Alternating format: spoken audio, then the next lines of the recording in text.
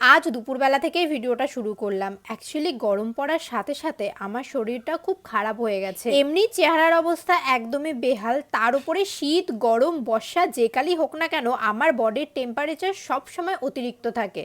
রক্ত রিপোর্ট করে জানতে পারলাম যেটা আমাদের বডি টেম্পারেচারকে ঠিক রাখে সেই জিনিসটা আমার একটু পরিমাণ বেশি রয়েছে। আর তার উপরে পড়েছে এত গরম, নর্মালি কেউ যদি আমার হাত ধরে তাহলেও সে ভাববে যে আমার মনে হয় জ্বর এসেছে। এটা তো আগের বছরই জানতে পেরেছিলাম, তাই এবছর গরম পড়ার সাথে সাথে মা যখন বুঝতে পারলো আমার বডি টেম্পারেচারটা আবার অতিরিক্ত হয়ে যাচ্ছে, তখনই মা বাবাকে বলল রোজ একটা করে ডাব আর আখের রস যদি পায় আখের রস নিয়ে আসতে, কারণ এগুলো শরীর ঠান্ডা রাখতে সাহায্য করবে। ডাবের জলটা আমি রোজ খেলেও আখের রসটা রোজ খেতে পারি না, অতিরিক্ত মিষ্টি। যাই হোক, দুঃখের কথা আর কি বলি। এদিকে দেখো তৃষা কেন পালাচ্ছে জানো? কারণ হট করে ক্যামেরাটা অন করেছি, আজকে ওর জন্মদিন, তাই জেঠিমণি আবার যেতে বলেছিল দুপুরবেলা। আর এসেই দেখি এত সুন্দর ওদের ছাদের মধ্যে টমেটো হয়েছে। আর আমাদের বাড়ি দেখবে, ওই দেখো ওইখানে আমাদের বাড়ি। জানো জেঠি